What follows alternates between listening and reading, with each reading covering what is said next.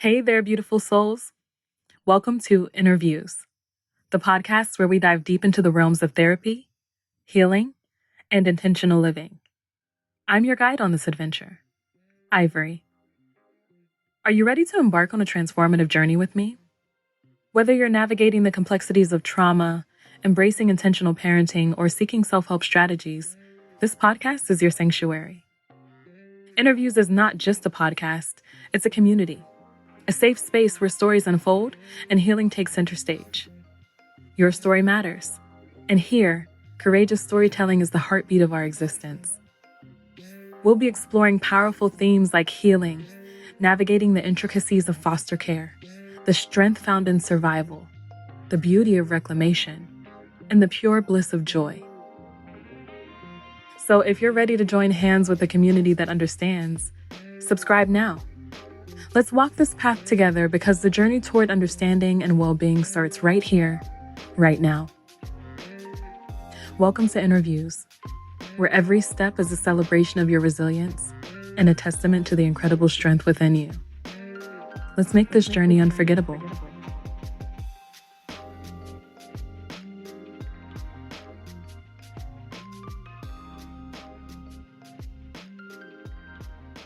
Good morning, good afternoon, and good evening. Thank you so much again for joining us here at InnerViews. My name is Ivory Bennett. I'm super excited for today's guest. We are meeting with the National Network for Fostering Sibling Connections. Thank you all for joining us. Can you please introduce yourselves and why you're here today? Hi, I'm Lily Colby. I am a person with lived experience in the foster care system as a foster parent, as a kinship parent, a sibling in foster care, and I also happen to be a lawyer.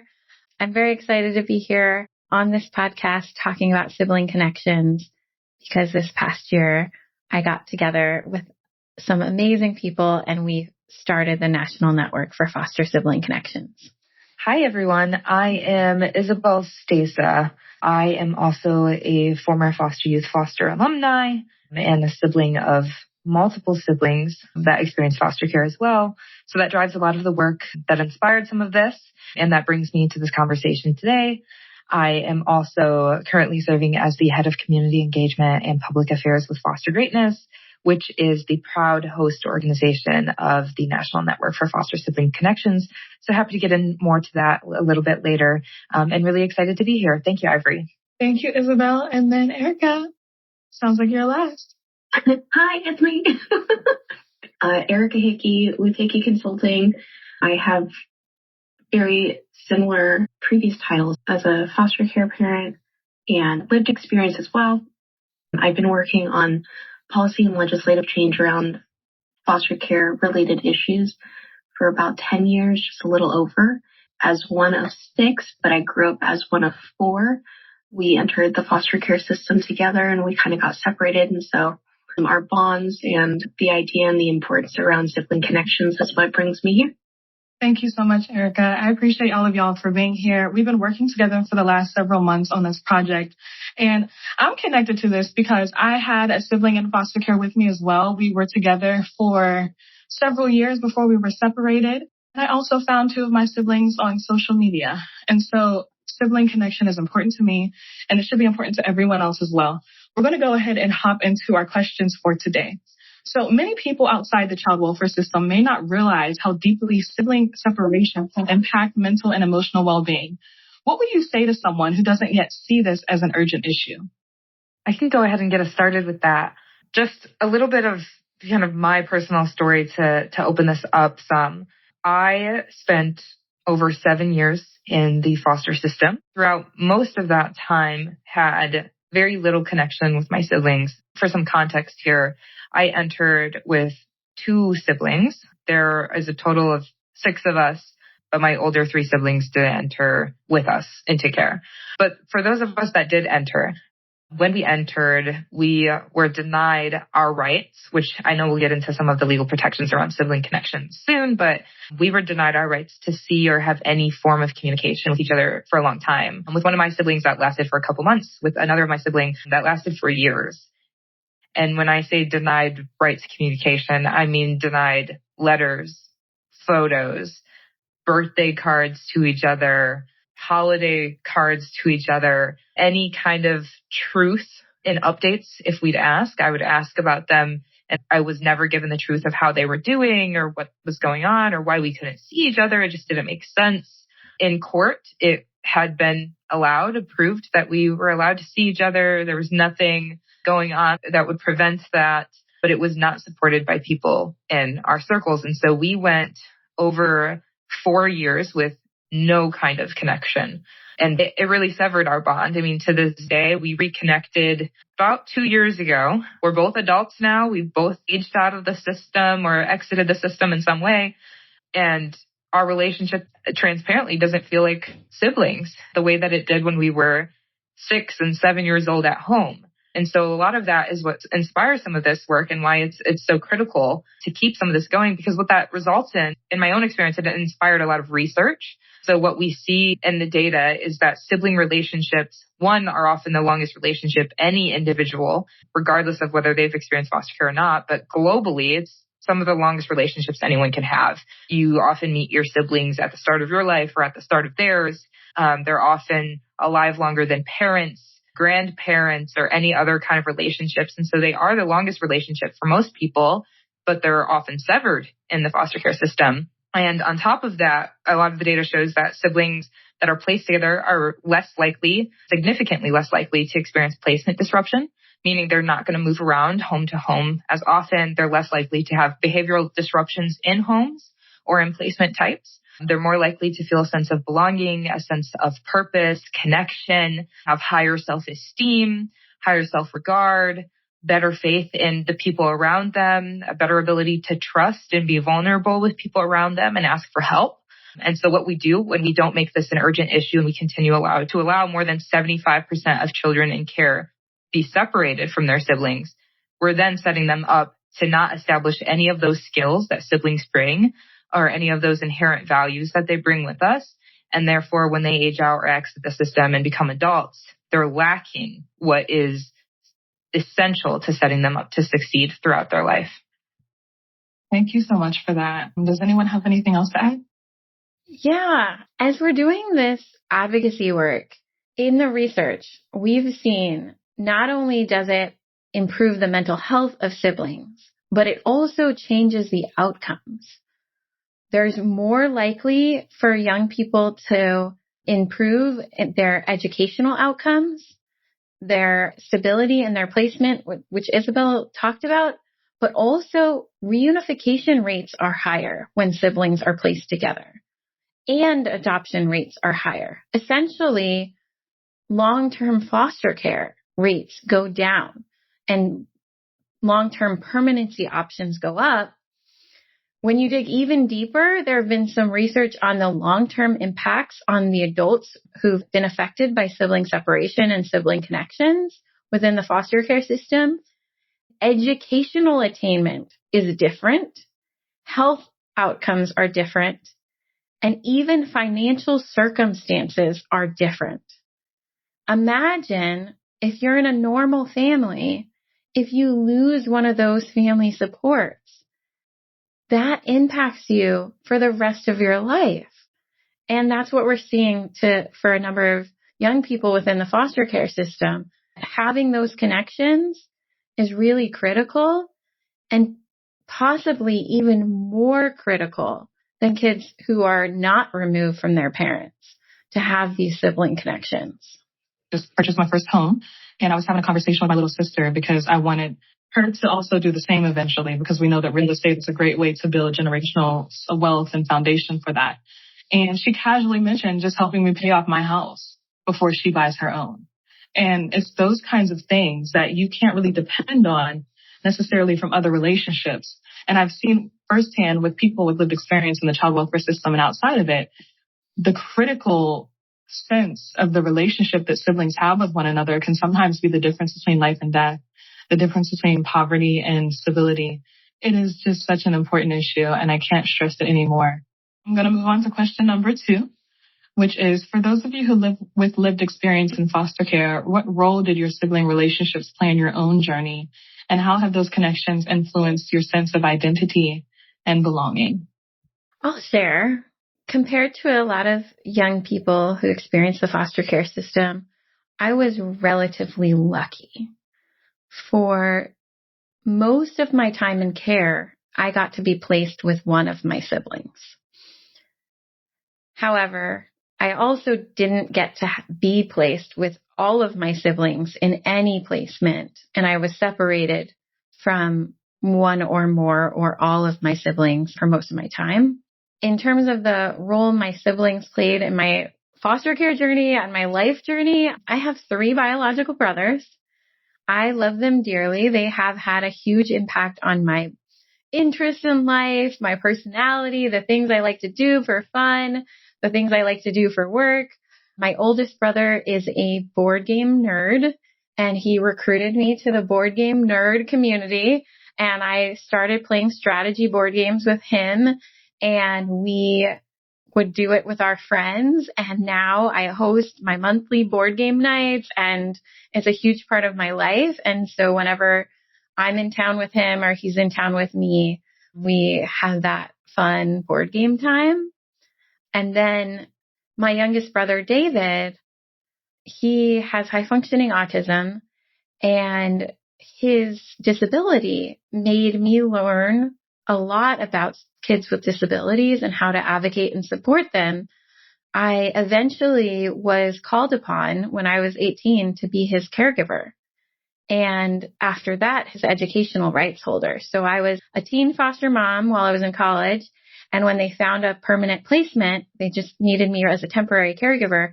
And I stayed on as his educational rights holder. And I decided to be a lawyer in part because I had learned how to advocate for my brother.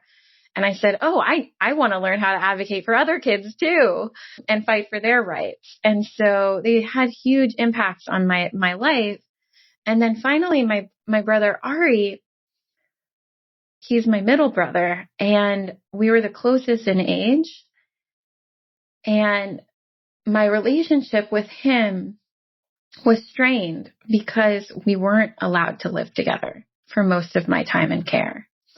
In fact, when I entered care, they asked, is there somebody you'd like to live with? And I said, yes, I'd love to live with my best friend, Nicole. And Nicole's family took us in. And then because of licensing standards, which now can be waived under federal law to allow siblings to be together, at that time, they said, well, there's only room for a boy in this house. They already have 1 boy and 2 girls, and it's a 3-bedroom house, so you have to move out. So my little brother got to live with my best friend. And I was so jealous of him because he got to spend all this time with my best friend. And then we ended up going to different middle schools and different high schools. And as I was getting older, I actually started getting jealous of my best friend and less of my brother because my best friend got to be my brother's sister and got to know him better than I did. And as adults, we're still making up for so much lost time. You know, I didn't get to know what his favorite color was or spend a lot of time with him after school or know what girls he had crushes on, and that was a really hard thing that my best friend knew so much more about my brother than I did. And I love them both dearly, and I'm very close with both of them now. But that's something it's impacted my whole life, my relationships with my siblings. And I'm so lucky to have them. And now we go on fun vacations together because we're adults and we can plan our own things. I'm very fortunate to still have them in my life. But those relationships had a huge impact on who I am today. And I'm very fortunate that I get to have my brothers. Wow, thank you for sharing. And that is really difficult, like the best friend sibling dynamic. So much love being sent out to you for that, even now. Would anyone else like to share on this question? So what role did your sibling relationships play in your own journeys, and how have those connections influenced your sense of identity and belonging? I think I can. How do I put this? So, like I said earlier, I'm one of 6, but I grew up one of 4. So there's 3 boys and 3 girls. All the boys are older. And then I'm the oldest daughter. And then there's my twin sisters at the end. So I grew up with the youngest boy, who is my biological brother, like same mom, same dad. And then there's me. And then my little sisters, we all have the same mom. I'm just different dads. So besides my brother. So we grew up with the twins' dad. So like my stepdad and my mom. Since I was the oldest daughter, especially when it came to conflict in the household, I was looked to as the protector from all three of my siblings. And it made it difficult because it wasn't really parentification at that level. It kind of was, but I was more protector than anything. So overall, my relationship with them has always been around trauma experiences. And so when we entered care, it was more so checking in on them and ensuring that they were all okay. And then me and my brother would double up. We would team up and make sure that the twins were okay. And so once they got adopted, we weren't able to see them or talk to them because of the family that adopted them. And then an article came out about sibling relationships and our story that we shared about it. And it ended up being in a Cosmopolitan article. And my sisters were still in school at the time. And they didn't have smartphones at the time, but their friends did. And Cosmopolitan used to be one of the handful of media outlets that would post on Snapchat. And so their friends saw their faces on Snapchat on Cosmo, and they're like, why are you in this article? And so they were able to read the article and see, hey, my brother and sister have actually been trying to contact us. This is weird. We thought that they didn't want anything to do with us. And so they ended up finding a way to reach out to us secretively without getting in trouble by their family. And then we found out that they were being abused in that adoptive home. So the adoption fell through and we were able to reconnect with them. But at that point, it was still the protector relationship and just ensuring that they got what they needed. And so, of course, I decided to take on the role of being a foster parent for them so that they were able to come into my home and getting their credentials for that. But that strained my relationship with my brother because he was unable to take on my siblings because of a conflict of interest with his work. And so since then, even after they've already exited care, we've still had a strained relationship. And it's been really difficult because I now have a strained relationship with the twins because of just their choices and having to tell them no and them not taking no as an answer and deciding to do things that would harm our relationship in the long run.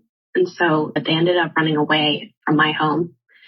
And I haven't really talked to any of them besides on a superficial level with my brother, but I haven't made any contact with the twins since my mom died and we all had to be at her funeral back in 2022.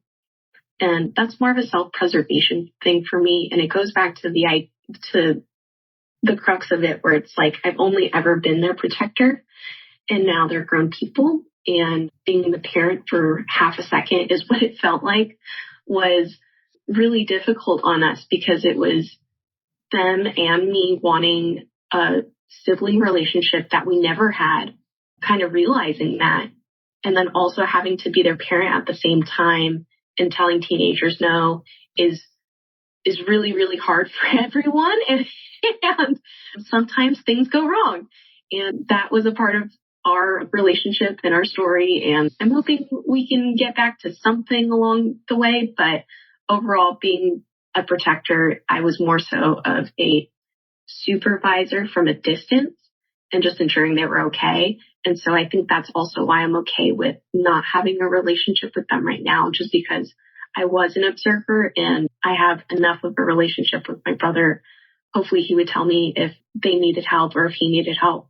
And so I just keep that tab. And so I'm okay with that. And that's my boundary for the time being. And that is our relationship and how it's influenced my sense of identity and belonging. I'm usually an outskirts type of person where I just like to observe and supervise and then add input if needed places. Hence why I'm usually the last person to answer these questions as well, because I'm just listening. So that's me. Thank you so much for sharing. I hear a lot of shared experiences between us. I can share this. So I'm in my mid-30s now. Oh my gosh, it sounds so crazy to say. I'll be 35 this year. And my little sister is like 3 years younger than me. And it wasn't until she was almost 30 that we were able to have a really, really strong, consistent relationship. And I think it was because she needed to mentally and emotionally mature on her part. And one of the things that kind of brought us back together was the death of our uncle, who was kind of like our father figure, our shared father figure. He did more for her because she got to live with him in a kinship care situation. But that grief really, really brought us together in terms of our connection and our relationship back to one another. So I feel like in this situation, time can help. And I'm just sending good vibes and energy out to you as well. Thank you so much for sharing that again. So if all hearts and minds are clear, I'm going to move on to our next question. The National Network for Fostering Sibling Connections is dedicated to protecting and strengthening sibling relationships. What inspired the creation of this organization, and what impact do you hope to achieve in the next few years? Well, thank you so much, Ivory, for asking. This is Lily talking again. I had the privilege of working as an advocate on foster youth rights. As a young person who had aged out of foster care, I had gone to college and I was doing all these internships and volunteering in different nonprofits. And I decided I wanted to be a lawyer, and I ended up getting my law degree and working in child advocacy and trying to improve the foster care system. And I was asked to do a presentation on sibling rights with a lawyer, Leisha Welch. She's an amazing advocate. She was working at the National Center for Youth Law where I was working, and she asked if I would join her for a presentation. And I thought, well, I don't know anything about this topic. I mostly focus on helping foster youth get to college. Like, I don't know anything about this. And the more I learned, the more I realized I was connected to this issue. So I'm going to share a little bit more about the laws, but I had learned that foster youth had the right to visit with their siblings and to be placed together unless it was not in their best interest, that reasonable efforts were supposed to be made to place siblings together. And if they weren't, to have frequent visitation. And the more I learned about this, the more angry I got, because even though that law wasn't in place the full time I was in care, or even part of the time I was in care, it was in place while my foster siblings were in care, especially my youngest. And I was sometimes not able to see my youngest brother while he was in care. So I had this kind of personal stake in it. And I was talking about this, and I helped spread information about the importance of sibling connections in this training.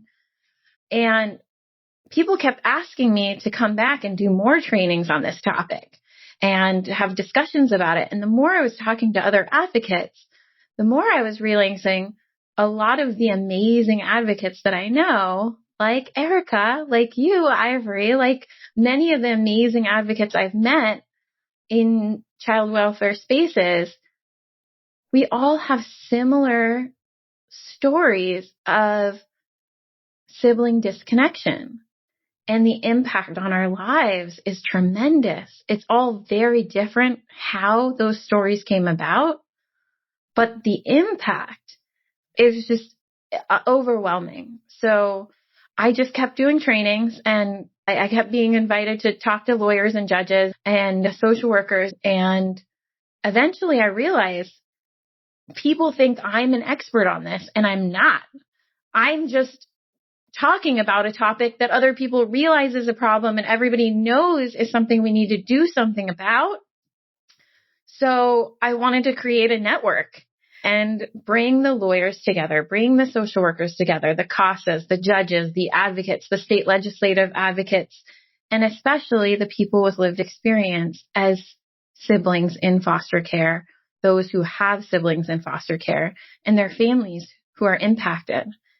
And that's how it happened. We just started having meetings and talking about what needs to change. And all last year, I had kind of some initial conversations with other advocates and community groups.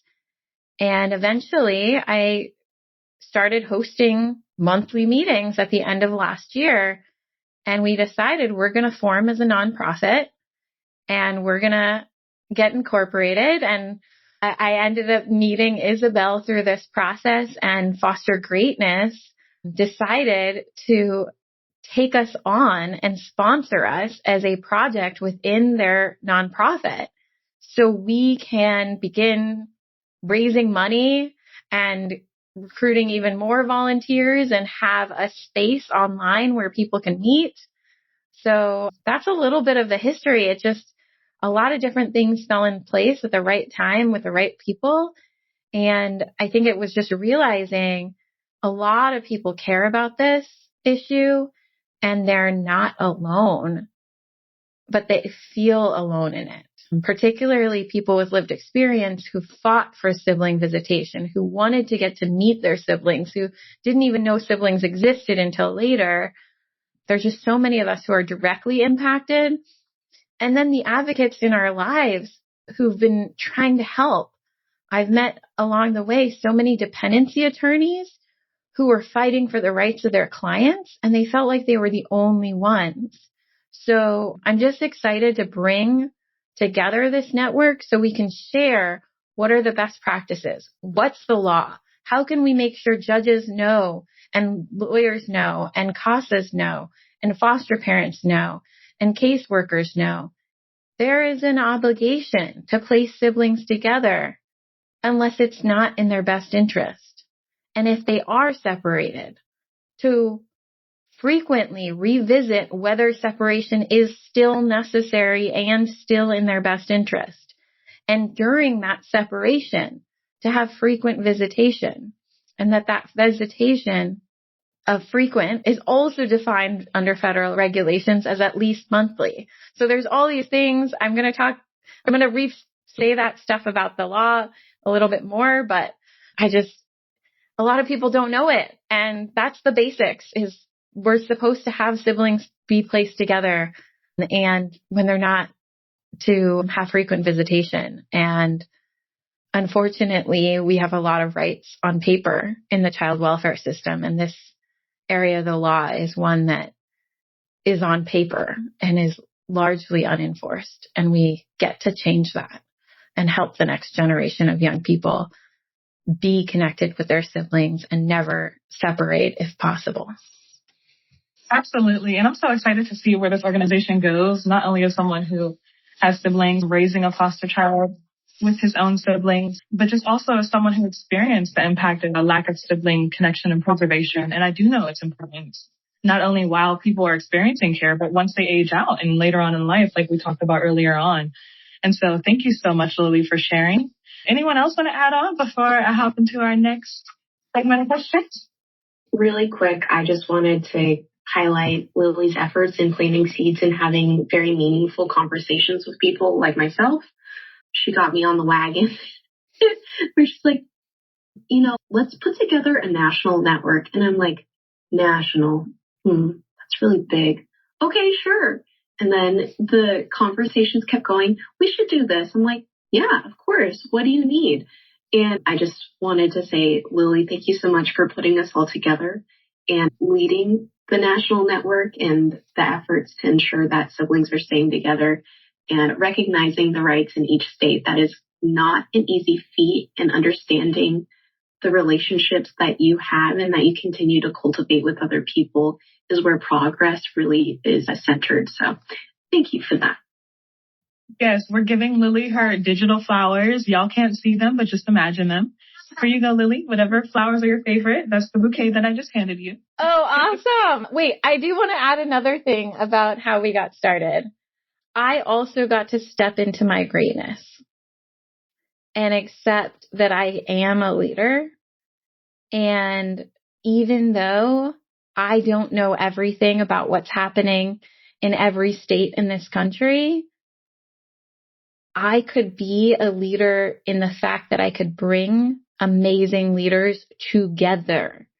So Isabel knows all this information about how to help young people transitioning to adulthood. Ivory, you know so much about the media and the connections in this in raising awareness around the issues in foster care. And then Erica actually worked on sibling legislation in California. And within our network, we have dozens of lawyers, dozens of people with lived experience, and dozens of other advocates. So it's been really fun. Like, this has been one of the most fun jobs I've ever had. And it's like creating my own adventure. And I'd just like to invite everybody who's listening, if you haven't already joined the network, to check out our website, fostersiblingconnections.org, and to reach out, because we have many meetings and you do not have to have any particular experience to join and to participate. And we welcome the voices of advocates, supporters, and especially those who've experienced sibling connections and disconnections. Okay, so now for the part that you've been waiting for, Lily. Can you share a little bit about what the law currently says about sibling placement and visitation? Okay, this is the fun part. I am a lawyer. I am not your lawyer. If you're listening to this today, please get legal advice and support. And with that said, to provide some education and background, there are laws on the books under federal law that help encourage states to enforce the rights of kids in foster care to have connections to their siblings. One of the very important things that was passed that helps foster siblings stay connected with their siblings, it is a provision within the Fostering Connections to Success and Increasing Adoptions Act of 2008. In that law and in the guidance to that law are additional protections for the rights of youth in foster care. One of the pieces of guidance is under federal regulations that reasonable efforts must be made by Title IV agencies. So, foster care social workers of the like in states and counties and tribal jurisdictions to facilitate frequent visitation and ongoing interactions, but also to place siblings together unless it is contrary to the safety or well-being of any sibling to do so. Essentially, the default is siblings must be placed together unless it's contrary to their safety and well-being. If it's contrary to their safety and well-being, then they can be placed separately. But if they are placed separately, they're supposed to have frequent visitation, and that visitation, under federal guidance, they say what frequent means, and it says that states can define it, but they expect that frequent is at least monthly. So this isn't saying you only get to see each other every 6 months or on your birthday or when it is convenient. It also means if a meeting is canceled, then you get to have another one. The federal government expects that agencies will also check back in on whether or not visitation and placement policies can be changed to allow for siblings to be placed together. So let's say siblings are separated, they do get that frequent visitation, they're still supposed to be regularly checking in and saying, is it still contrary to their safety and well-being to be placed together? If not, then we should place them together. I say all this to say that what we've seen in practice is regular, frequent separation of siblings in the foster care system. And the law does not say that that's supposed to happen. This should be a rare occurrence. And when it happens, siblings should be able to be in regular contact. it was difficult for me personally to even have just a few weeks or a few months when I was denied my ability to see and talk to my brother. And since I've been doing this work, I've met too many people, including the three of you on this call, who had far longer disconnections that never should have occurred.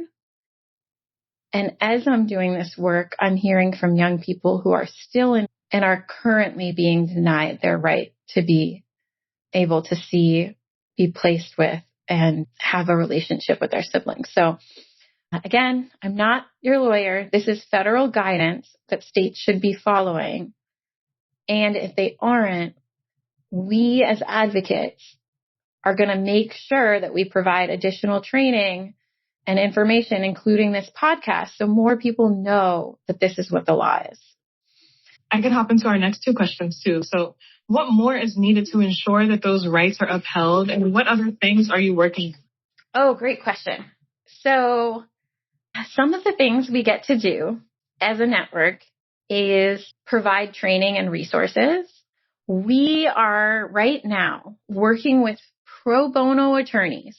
We have over 20 attorneys who volunteered time, including corporate attorneys at DLA Piper and attorneys that work for dependency organizations across the country and also universities, in addition to some law students. And what we have started to do is a 20-state review of the laws on the books across the country that protect the rights of siblings. Well, over the next several months, we'll learn a lot more about what is the state of our legislation across the country and what support we can provide jurisdictions if their legislation does not meet federal standards. And also, what might be best practices? Some states have stronger laws than is the federal minimum, or go more into detail on particular topics. And so we get to help figure out what are some of the best practices. And then we get to also do fun things like this, where we figure out ways to train people, get the word out on what the law says, and find and meet other advocates who care about this issue and have good ideas on how to implement it. So getting to know social workers who worked with kinship families to get around placement requirements around the housing and the licensing to make sure that this group of siblings could be together, and found additional funding and support for that family to take more than one child at a time, more than two childs at a time, more than three childs at a time, and make it work. So some of the exciting things are going to be in those topics. So training, doing research, and finding best practices. And then I might want to turn it over to Isabel to share a little bit about some of the other things we get to do in terms of advocating on federal legislation or doing the community networking on foster greatness. Yeah, thank you for sharing all of that, Lily. So there's obviously so much work that needs to be done to ensure that the rights of children in care are upheld, especially this right, because it is one, like Lily said, that it's not really clear whether it feels really apparent that it's not done, but that case managers, lawyers, judges, all of them are even aware that there are these protections that exist in the law right now. And then also just how they're implemented is so different based on the jurisdiction, the county, down to where a person lives within a state even.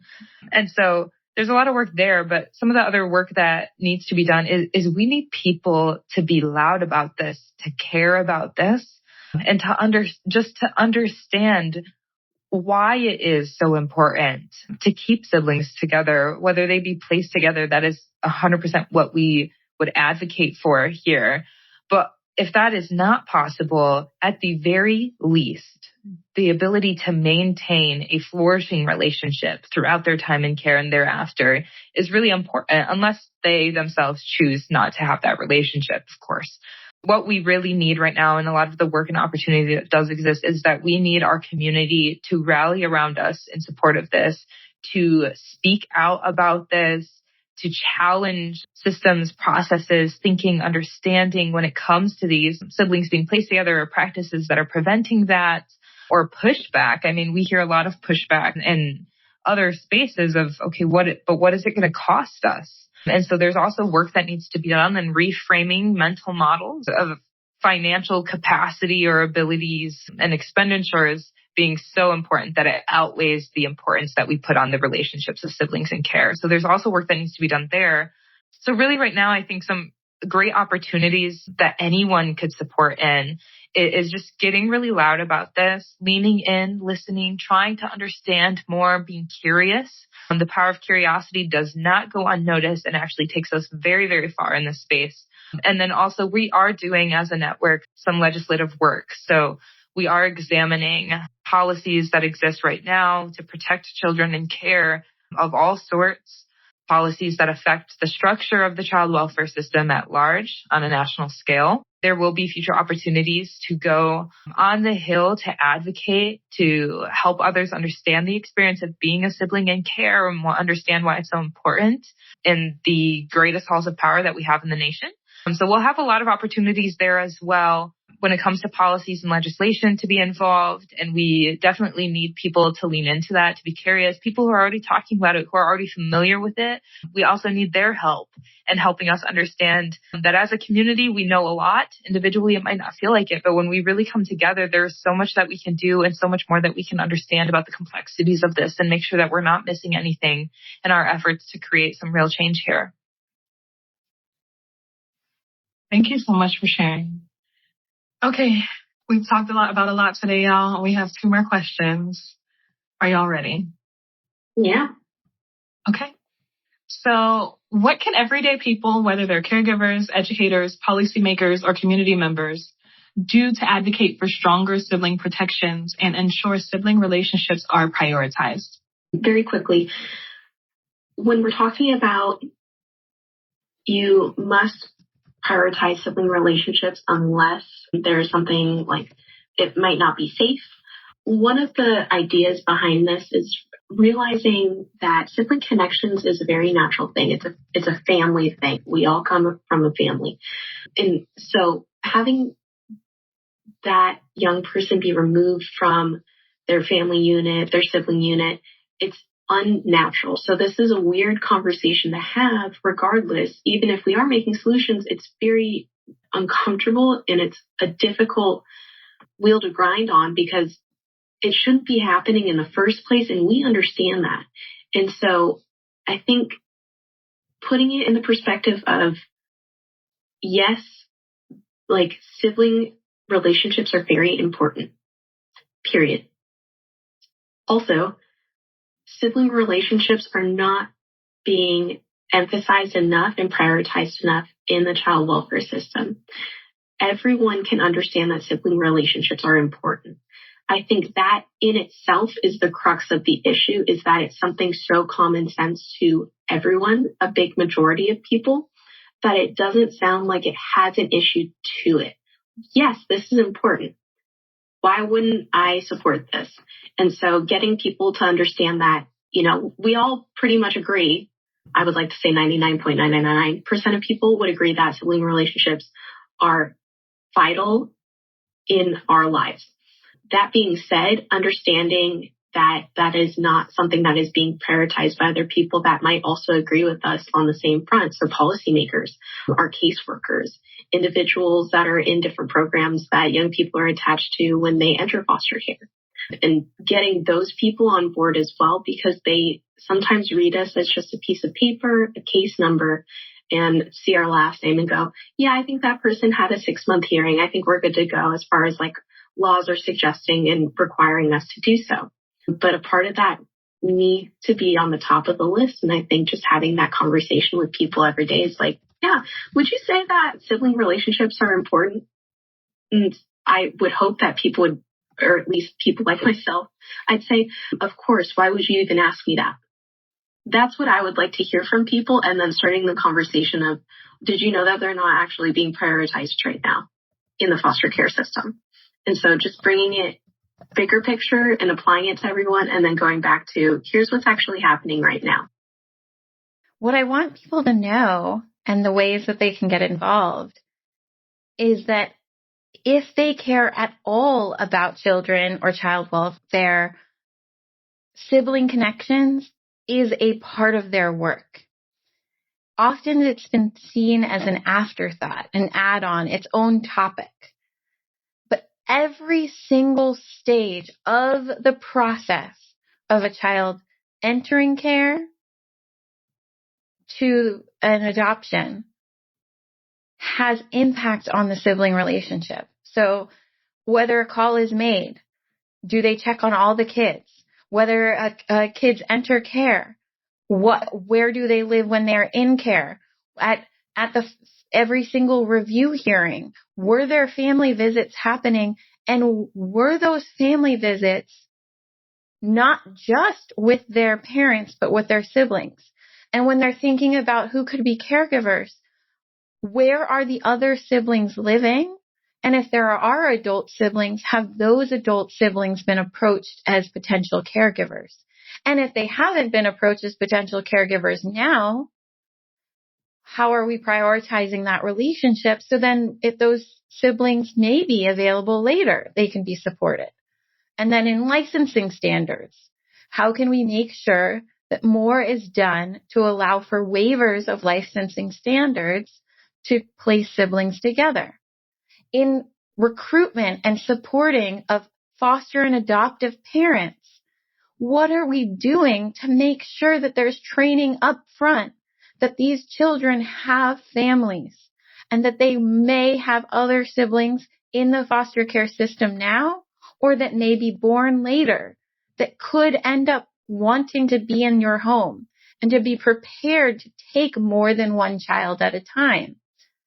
And then in terms of providing support to caregivers, what are we doing to support families who take a sibling set? That's a whole nother level of support, because often the needs of each child are so vastly different. So every single stage of the child welfare system, to aging out to adoption, affects the sibling relationship. I talked to an advocate the other day, and she said, I don't know if there's anywhere that we could talk about this in the work that I'm doing. Then the next few months are really focused on TPR. And I said, you mean terminating the parental rights? You mean severing the sibling connection legally in some states? And then it was an aha moment for her. Every single TPR has a potential impact on the siblings that could be separated and could legally not be able to inherit from one another, could legally no longer be related to one another. Every single stage, adoption, you're legally also severed from each other. So I just want people to think about every stage has an impact on siblings, and the positive flip side is the benefits of siblings being together has positive impacts on every single stage. Strong sibling connections, strong kinship connections reduces the number of kids entering care. Strong sibling connections, strong sibling support reduces the number of placements, increases educational outcomes, reduces negative, harmful outcomes, and increases reunification and adoption and permanency rates. So as you're doing the work that you're already doing, think about the impact on siblings and reach out to our team. If you're changing a state law or a policy and you want to think about how could this be positively or negatively or affecting siblings, we're here and we'd like to help. Thank you so much, Lily. Our last but not least question, and again, this doesn't have to be the end of the conversation. Feel free to reach out to all of us with any questions, comments, or concerns you have, or to see how your work aligns with this work. The contact information will be shared in the show notes. And again, thank you, all three of you, for coming here today and sharing your stories and about the National Network for Foster Siblings Connection. This work is so important, and hopefully our community and our listeners agree with that as well. So as your network continues to grow, what messages do you most want listeners to take away about sibling rights and the broader importance of family connections? I'll start the answer to this, and then I want Erica and Isabel to chime in as they see fit. The biggest takeaway I want people to realize is the vast majority of kids in the foster care system have one or more siblings. And there's not accurate data to find out what percentage are separated from one or more. However, anecdotal evidence and later federal implementation of data will likely suggest that it looks like the vast majority of kids in foster care who have a sibling are separated from one or more of them for some or all of their time in care. That's a hard reality, and that's something we get to change. This does not have to look this way. So I want you to think about that there are a number of young people who are counting on us to implement the laws that already exist, to change the culture, to ask questions. And if you're already doing that, you aren't alone. There's a network of people.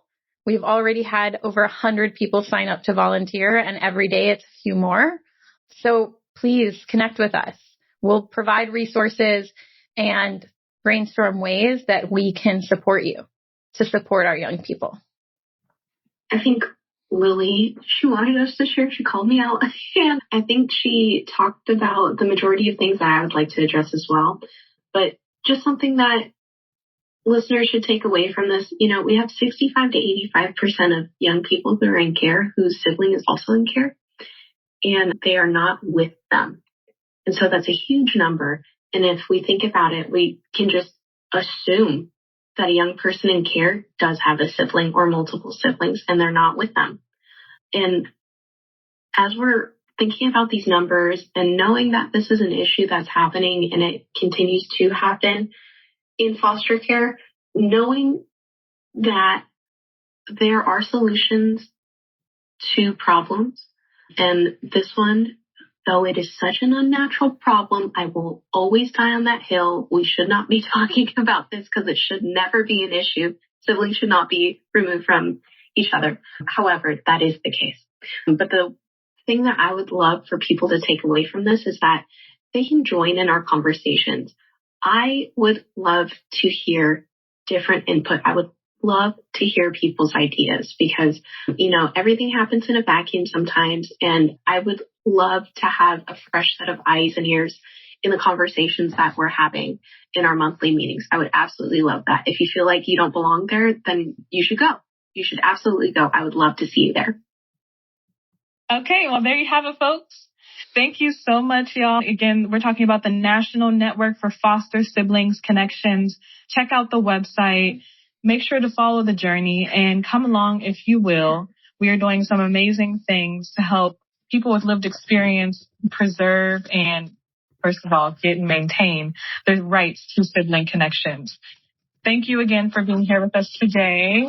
And thank you to our listeners for returning once again to another episode of InnerViews. As always, I appreciate you and thank you. And I look forward to hearing from you again and talking to you in our next session. Thank you, Ivory, for everything you bring to these conversations. Your lived experience, your teaching, your parenting, and your communication skills. I'm really glad we got to have this conversation, and I love working with you. Thank you, Lily. Thank you again. Okay. Likewise. Thank y'all. The InnerViews podcast is a production of the Safe Camp Audio Network, which is a division of Youth Voices Rising via Fostering Media Connections. Please visit safecampaudio.org on the web or Safe Camp Audio on all major social media. This podcast was produced and mixed by Christine Onjoko. If you enjoyed this episode, we'd love it if you consider sharing, subscribing, and or giving us a 5-star rating on Apple, Spotify, or wherever you download your podcast.